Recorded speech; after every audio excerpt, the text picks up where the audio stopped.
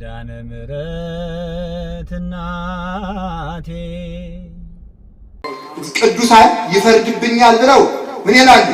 ይተጋሉ። ሁለተኛ ደግሞ መንግስቱን ሲያስቡ ደግሞ ይነቃሉ። ልሄድ ከክርስቶስ ጋር ልኖር እናፍቃለሁ እያሉ መንግስተ ሰማያት እንደውም አባቶቻችን ኃይል ወስብሐት ለዓለመ ዓለም ኃይል ወስብሐት ለዓለመ ዓለም ኃይል የተባለች ምንድናት ይሉና በአንድ ትርጓሜ ነው በአንዱ ትርጓሜዋ ነው ብዙ ትርጉም አለው። ኃይል ወስብሐት የምትለው አቡነ ዘበሰማያት ነው። ኃይል ያንተ ናት ማለት ኃይል የተባለች መንግስተ ሰማያት ናት ይላሉ።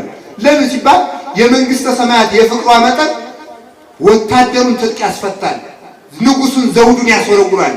እና ያለን ሩቅ አገር ሳሌድና አፄ ካሌብ በመንግስተ ሰማያት ውበት ቢሰክሩ ዙፋናቸውን ትተው ዘውዳቸውን አሽቀንጥረው ትተው ከአንዲት ዋሻ ተንበርክከው ሲጸልዩ እናውቃቸዋለን። አባቶቻችን የነሱ ልጆች ነን በእውነቱ ማለት ነው። ስለዚህ ተመልከቱ፣ ኃይል የተባለች ሰውን ወደ እሳት የምትስብ ንጉሱን ወደ ዋሻ ወደ ፍርቁታ የምታንከራትት የክርስቶስን መዓዛ እያሸተተች በረሃ ለበረሃ የምታንከራትት ኃይል ስላላት መንግስተ ሰማያት ኃይል ተብላ ተጠርታለች። ስለዚህ የዚያ ፍቅር ሲገባን ማሰብ እንችላለን። ሁለት ነገር ተናግሬ ልጠቅልል። ዓለም እንደሚያልፍ ማወቅ ይጠበቅብናል። አንድ መነኩሴ ነበረ እና በአንዲት ሴት ውበት ይቸገራል። ሲቸገር ታግዞ ሲሰግድ ሞተች ያቺ ሴት እና ስትሞት መቃብሯን ከፈተው። ከጥቂት ቀን በኋላ ከፍቶ ሲያየው አጥንቱ ተልከስክሶ ደሙ እየፈሰሰ እጁ እየተንጠፈጠፈ አገኘ። በመጎናጸፊያው በእንደዚህ ያለው በመደረቢያው ፎጣ ሄደና የሚንጠፈጠፈውን እጅ እንደዚህ አድርጎ ቀውጦ አመጣና ካፍንጫው ላይ አደረገው። አንተ እርኩስ ወራዳ፣ ክብርህን ልታጣለት የነበረው ውበት ይኸው እንደዚህ ሆነ አለው ለራሱ። ክብርህን ልታጣለት የነበረው ውበት ይኸው ዛሬ በትልነት የተለወጠ፣ በመከርፋት የተለወጠ፣ በጥፋት የተለወጠ፣ በመከስከስ የተለወጠው አጥንት ተጋጥሞ ስታየው ግን መንግስት ገሌ ከወደቅማ አባ ገሌ እንዲህ ከሆኑማ ዘማሪ ገሌ እንዲህ ከሆነማ እስቲ አይናችሁ ከፍ ብሎ ይመልከት። ከፍ ያሉትን ስንመለከት ከፍ ብለን ማየት እንችላለን ለማለት ፈልጌ ነው። ይሄ ልቦና ይስጠን። መከራ እግዚአብሔር ይስጠው በእውነቱ። አትስማሙም? ጥሩ ነው። መከራ ባይኖር መከራ ፍርሃትን ያመጣል። ደግሞ ፍርሃት በጣም ጠቃሚ ነው። ሰው ይሄ መከራ ባይመጣ ኑሮ ዘንድሮ ንስሐ አይገባም ነበር። ጠግቦ ዘፈንተው ቢባል 24 ሰዓት ሰማይን በጡጫ ምድርን በእርግጫ እያለ እየዘለለ እምቢ ብሎ የነበረው ክርስቲያን አሁን ቢያንስ ንስሐ መግባት ቢያንስ ደግሞ ሰላማዊ ሰልፍ እንውጣ ማለት እንኳን ችሏል። እንደው እግዚአብሔር ትዝ ብሎታል የጠገበው ሁሉ ማለት ነው። እና እግዚአብሔርማ መከራን እንኳን አመጣ በእውነቱ ማለት ነው። ኤልያስ እኮ አለ በእውነቱ ይሄ ሁሉ ችግር የመጣው ጣዖት አምልኮ የሰፈኑ በዝናብ አብቅተህ በፀሐይ ስለምታበላቸው ነው። ስለዚህ ሰማይን ብትለጉመው ሰው ወደ አንተ ይመለስ ነበር። ዝናቡን ስታሳጣቸው ቢመለሱ ድንገት ስብከት ሰምተው ድንገት መቼም አልተመለሱም። ዝናቡን ሲያጡ ቢመለሱ ነው ሰማይ ይለጎም። ስለዚህ ሰምተን ስላልተመለስ እግዚአብሔር መከራውን አምጥቶታል። ቢያንስ በዚህ እንኳን ደግሞ ተሰምተን እንድንመለስ ይርዳል። በዚህ ጊዜ ማድረግ የሚጠበቅብን 4 ነጥቦች ብቻ ነገር አልዘረዝራቸውም። የመጀመሪያው ህብረት ይኖራል። እስኪ ህብረት ይኖረን በሉ። አሁን አይን ማለት ነው። እያንዳንድ ጅብ ሲመጣ እኮ ሩጦ ቢያመጣ አንድ ሰው እግሩ እኮ ሩጦ ያመለጥከው ጅቡ መምጣቱን እኔ ሳላየውልህ ነው ብትል እና ብቻዬን ነው የምኖር እኔ ጀግና ብትል አንዱ በዚያ ከብለ ስትል አንዱ ብረት አፍስሶ ይጥላታል ማለት ነው። ከህብረታችን መነጠል አይገባል፣ መነቃቀፍ አይገባል። ስለዚህ ቅዱሳን አባቶቻችን ብቻ አይደለም ፓትርያርኩን፣ ቅዱስ ሲኖዶሱን፣ ሊቃነ ጳጳሳትን፣ የቤተክርስቲያን አስተዳዳሪዎችን፣ መምህራንን፣ ካህናትን፣ ዲያቆናትን አለመንቀፍ የቤተ ክርስቲያናችን እንኳን የቤተክርስቲያናችን ሰዎች ድክመት ቢኖር እንኳን አውጥታቸው አለመናገር። ህብረቱን ለማነጽ እንጂ ህብረቱን ለማፍረስ አትጡ። ከክርስቶስ ጋር ለመኖር ራስን ከአካል ጋር ለማዋሃድ እንጂ ለማፍረስ የሚተጋ ክርስቲያን እኛው እያጋለጥን እየሰጠን ነው እኮ። በዚያው ክፍተት እንከመረከበ ንዑሰ ምዋ ውእቱ ያርኅቦ ለንዑስ መካን መጠነ ምህላፈ ገመድ ጽውን ያድላል ሊቁ። ተመልከቱ፣ የመርፌ ቀዳዳ ያክል ቀዳዳ ካገኘ ሰይጣን እሱ የተጫነ ግመል የሚያስገባ ያህል አስፋፍቶት ይገባል ይላል። እኛው ክፍተት እየሰጠን ነው። ስለዚህ አንድ እንሆን፣ እንተባበር፣ መነቃቀፉን ትተን ድክመታችን እየተሸሻሸን ለእግዚአብሔር እየተውንለት በአንድ እንኖር ነው። ሁለተኛ እንንጻ። እስኪ እንንጻ በሉ። አሁን ይሄን ከሰማችሁበት ጊዜ ጀምሮ ከነገ ጧት ጀምሮ ሁላችሁ ንስሐ ለነገዋ ትጉ። በእውነቱ ራስ እግዚአብሔርን በየት እናሳድረው? በእውነቱ በእግራችን እንዳያድር ስንሮጥበት፣ በአፋችን እንዳያድር ስንዘፍንበት፣ በጆሮ እንዳያድር ዘፈን ስንሰማበት፣ በሆዳችን እንዳያድር 24 ሰዓት ስንበላበት፣ በልባችን እንዳያድር ቂም ስንቋጥርበት። ስለዚህ መናዘዝና መንጻት የመጀመሪያው እርምጃ ነው ማለት ነው። የሚነጻ ሰው የጠራ ሰማይ ይሆናል። በጠራ ሰማይ ፀሐይ ይወጣል። ክርስቲያን የጠራ ሰማይ ነው። በጠራ ሰማይ ላይ ፀሐይ ክርስቶስ ይገለጣል። ክርስቶስ ከኛ ጋር ከሆነ ደግሞ ለእመ እግዚአብሔር ምስሌነ መኑ ይክለነ፣ እግዚአብሔር ከኛ ጋር ከሆነ ማን ይቃወመናል? እስኪ በሉ። ስለዚህ እግዚአብሔር ንጉሥ እንዲመጣ ቤት እንደሚጠረግለት ለእንግዳ ቤት እንደው እኮ እኛ እኮ በእውነቱ ለእንግዳ ቤት የሚጠረግለትን ያህል እንኳን ለክርስቶስ ቤት አንጠርግለት። ራሳችን ብናነጻው ምን አለ? ቅዱስ ዮሐንስ አፈወርቅ ምን አለ? ምን ነው ዕቃ የጠፋው ሰው እንኳን እኮ ዕቃውን ካላገኘ አያልፍም። ቢያንስ የጠፋ ዕቃ ያህል እንኳን እግዚአብሔር ብንፈልገው ምን አለ? የጠፋ ዕቃችን እስከምናገኝ ድረስ ጎረቤት እንጠራለን፣ አፋልጉኝ እንላለን። የዚያን ያህል እንኳን እግዚአብሔር ፈልገ ነው አናውቅም ብሎ የሚናገረው። ስለዚህ እንናዘዝ። የእውነቴን ነው የምነግራችሁ።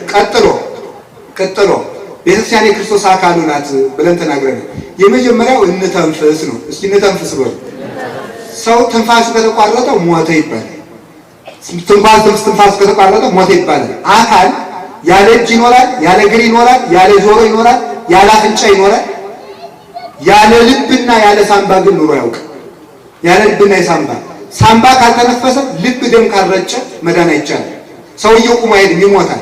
ቤተክርስቲያን የምትሞተው አካሏ ሕዋሳቷ የሆኑ ልጆቿ ደም መቀበልና እስትንፋስ መውሰድ ካቆሙ። ስለዚህ ተመልከቱ፣ መተንፈስ ማቆም ማለት ክርስቲያኖች ጸሎት ሲያቋርጡ የቤተ ክርስቲያን አጥሯ የሚፈርሰው የዚያን ጊዜ። ጸሎት ሳይጸልይ የሚውል ሳይጸልይ የሚያድር ክርስቲያን ለቤተ ክርስቲያን በአጸዱ በአዝመራው ውስጥ አውሬና ቀበሮ እንዲመጣ አጥር ያፈረሰ ክርስቲያን። ስለዚህ ሳንጸልይ አነዋል፣ ሳንጸልይ አንዳር። ደም መርጨት ያቆመ አካል ማለት ደግሞ መቁረብ ያቆመ ክርስቲያን። የማይቆርብ ክርስቲያን እንዴት እግዚአብሔር ከእርሱ ጋር ይሆናል? እግዚአብሔር ከእርሱ ጋር ካልሆነስ እንዴት ሰይጣን ሊያሸንፍ ይችላል? ስለዚህ ሁላችሁም እንዲሁ በሞቴ በመቁረባችሁ የሚመጣባችሁ ፍዳ ካለ እግዚአብሔር በእኔ ሊፈርድ ይችላል። ፈጽሞ በእውነት እንገራችሁ፣ እግዚአብሔር የምህረት ባህር ነው። ኦ ክርስቶስ ወልደ እግዚአብሔር ሕያው አይደል ያለው? ተመልከቱ፣ አረጋዊ መንፈሳዊ አንተ ውእቱ ባሕረ መሰኒ፣ አንተ የምህረትና የውበት ባህር ነህ ይላል። ከጠባብ ባህር ውስጥ ጥቂት ሰዎች ገብተው ቢታጠቡበት ይደፈርሳል። ክርስቶስ ግን የዓለም ኃጢአት የማያደፈርሰው የቸርነት ባህር ነው። ሁላችንም እንግባ። ድሮም እኮ እንበለው ኃጢአተኛ ከነበር ሲጋራ የሚያጨሱም ይኖራል፣ ዘማዊም ይኖራል፣ እዚህ የሚሰክርም ይኖራል፣ በብዙ ነገር ይኖራል። እንዲህ እንበለው አምላካችን ይላል፣ አንተ እኮ ባለመድኃኒት የሚያስፈልጋቸው ለበሽተኞች እንጂ ለጤነኞች አይደለም ብለሃል። እንደዚያ ስላልክም አንተ በእውነት የምታስፈልገው ለጤነኛው አብርሃም አይደለም፣ ለጤነኛው ለይስሐቅ ለያዕቆብ፣ ለጤነኞች ለሚካኤል ለገብርኤል አይደለም፣ ለበሽተኞች ለእኛ ታስፈልገናለህ። ስለዚህ በሽተኛነቴን አትጸየፈኝ፣ መድኃኒቴ ኢየሱስ ክርስቶስ ሆይ አንተን እበላህ እጠጣህ ዘንድ ፍቀድልኝ ብለን እንለምነው። ለምኑ ይሰጣችኋል፣ አንኳኩ ይከፈትላችኋል። እናንተ እምነት የጎደላችሁ ከእናንተ መካከል ልጁ ዓሣ ቢለምነው እባብ ይሰጣል? ልጁ እንቁላል ቢለምነው እንቧይ ይሰጣል? ልጁ ዳቦ ቢሰጠው ድንጋይ ቢለምነዋል? እንኳንስ እንዲያ ሊያደርግ ዳቦውን ቀልፍቶ ጠርዙን ከራራውን ለእሱ በልቶ ልምልሙን ለልጁ ያጎርሳል። እንቁላሉን ቅርፍቱን ቀልፍቶ አስኳሉን ለልጁ ያጎርሳል። እሾሁን አጥንቱን ለቅሞ ልምልሙን ሥጋ ያሳውን ለልጁ ያጎርሳል። እናንተ ክፉዎች፣ እናንተ ክፉ ስትሆኑ ለልጆቻችሁ መልካም የምታደርጉ ከሆነ የሰማይ አባታችሁ እንዴት አያደርግላችሁ ብሎ ያደርግልናል። እንምን በጽኑ ሃይማኖት እንጽና። ያንን ማድረግ የሚቻለው ስንቆርብ ነው። ከክርስቶስ የተነጠለ ክርስቲያን የክርስቶስን ቤተ ክርስቲያን ሊጠብቅ አይችልም። ደግሜ የምላችሁ ከክርስቶስ የተለየ ክርስቲያን የቤተ ክርስቲያን መከራ ማቅለል አይችልም። የቤተ ክርስቲያን መከራ እንዲቀር ከክርስቶስ ጋር እንኑር። ያንንም የምናደርገው ቅዱስ ሥጋውን ክቡር ደሙን ስንቀበል ብቻ ነው። አሁን የሰማችሁኝ ያልናችሁን አድርጉ። ተመልከቱ፣ ዓለምን የለወጧት 12 ገበሬዎች ናቸው። እግዚአብሔር ብዙ ሚሊዮናት እንዲሁ ፎጣ የሚጠመጥሙ እንዲሁ ገሊላ አካባቢ ፎጣ ጠምጥመው ዓሣ ሲፈልጉ የሚውሉ ገበሬዎች ዝም ብለው ከሊቃውንት ወገን አይደሉ፣ ከዝነኞች ወገን አይደሉ። ዓሣ ሲያጠምዱ፣ እርሻ ሲያርሱ፣ ሞፈር ሲያድርቁ ደምሩ ነበሩ። ፈረስ ሲገሩ የነበሩ 12 ገበሬዎችን ጨው አድርጎ ዓለምን አጣፍጦታል። እዚህ መካከል ያለ ነው ጨው እንሁን እኛ ከተለወጥን መርዛማውን ዓለም ማጣፈጥ እንችላለን። ክርስቲያን ራሱ ከጣፈጠ መራራ ሁሉ አያመረውም። ክርስቲያን ከመረረ ግን ዓለም ማር ሊዘንባት እንኳን አትጣፍጥም።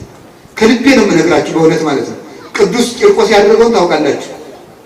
በሁለት አይኖቹ ሁለት የጋሙ ብረቶች፣ በሁለት ጆሮዎቹ ሁለት የጋሙ ብረቶች፣ በሁለት የአፍንጫው ቀዳዳ ሁለት የጋሙ ብረቶች፣ በአፉ ደግሞ አንድ የጋመ ብረት ሲጨምሩበት፣ በዚያ ላይ ደግሞ መራራ ቅጠል በጥብጠው ሲጨምሩበት እንደምን እንዳለ ታውቃላችሁ? ቃልህ ለጉሮሮ የጣፋጭ ነው። አያችሁ፣ በክርስቶስ ለጣፈጠ መራራው እንኳን ይጣፍጠዋል። በክርስቶስ ለጣፈጠ የሚያቃጥል እሳት እንኳን ተመችቶት ይተኛል። ክርስቶስ በሌለበት ግን ፍራሹም ሆነ ኑሮ ሁሉ እሾህ ሆኖ ይዋጋል። ስለዚህ ቅዱስ ሥጋውን ክቡር ደሙን እንቀበል። ከዛሬ ጀምሮ የማይቆርብ ክርስቲያን በእውነት ከልቤ ነው። ከግራኝ መሐመድ ወዲህ ነው የማይቆርብ ክርስቲያን የመጣው። የማይቆርብ ክርስቲያን እሑድ ቀን ይጠየቅ ነበር። ለምን አልቆረብክም ይባላል። አይ ምን አገባችሁ ካለ ንስሐ አባቱ ምን አገባ ካለ ካህናቱ ተሰብስበው ይጠይቁታል። ምን አገባችሁ ካለ ህዝቡ ተሰብስበው ይህን ሰው ከክርስቶስ ከተለየ የኛ ዘመድ አይሆንምና እሳት እንዳታጫጭሩት፣ ቢታመም እንዳትጠይቁት፣ ቢሞት እንዳትቀብሩት ይባል ነበር። ከዚያ ወዲህ ነው ከቁርባን የተለየ ክርስቲያን የመጣው ኢትዮጵያ ውስጥ። ሳይቆርብ የሚኖር ክርስቲያን ሥጋዬን የሚበላ ደሜን የሚጠጣ የዘላለም ሕይወት አለው በሚለው አይደለም የምደነቀው። የዘላለም ሕይወት በቀዝቃዛ ውሃ እሰጣለሁ ብሏል። ሥጋዬን የሚበላ ደሜን የሚጠጣ እኔ ከእርሱ ጋር እኖራለሁ ያለው ነው የሚደንቀው። ከእርሱ ጋር ስለኖር የዘላለም ሕይወትን እናገኛለን። መንግስቱን የሚኖር ሰው በምድር ላይ ነው። በምድር የወረስነውን መንግስተ ሰማያት ነው በሰማይ የምናገኘው። በምድር የሌለ መንግስተ ሰማያት በሰማይ ሊቆየን አይችልም። ስለዚህ እውነቴን እንገራችሁ፣ ሥጋዬን የሚበላ በሉላችሁ፣ ደሜን የሚጠጣ እኔ ከእርሱ ጋር እኖራለሁ፣ እርሱም ከኔ ጋር ይኖራል። ክርስቶስ ከኛ ጋር ከሆነሳ ማን ይቃወመናል? ወንጂ ስለዚህ ሁላችሁም ቆረቡ። እንዲሁ ስለ ሕያው እግዚአብሔር በእውነት ተንበርክኬ እንዳለምናችሁ ውዳሴ ከንቱ እንጂ የሚረባው ነገር የለው። ስለዚህ ስለ ሕያው እግዚአብሔር ስለ ቅዱስ መስቀል ብላችሁ እኔ እንዲሁ አምላካችን ብሎን ያልቀረን አብሉን ብለን ልንቀርብ ነው። እንዲሁ እኮና እጣታችሁን ቆርጣችሁ ስጡኝ አላለ። የኔን ሥጋ ብሏል እንጂ ሥጋዬን ብሉ ደሜን ጠጡ ያለ አምላክ ይሸሻል? እሱን የሸሸን ታዲያ ሰይጣን ምን ሊያደርግልን ይችላል? ከክርስቶስ ከሸሸን። ስለዚህ ሁላችሁ ምንም ኃጢአት ይኖርባችሁ አሽቀንጥራችሁ ጠላቱ ሸክማችሁን አንከባላችሁ ቆረቡ። እግዚአብሔር ለኢትዮጵያ መፍትሄን ይሰጣል። የታመነም አምላክ ነው። በእውነቱ የታመነው አምላክ እሱ እኛ እንዳንከዳው ልቡናችን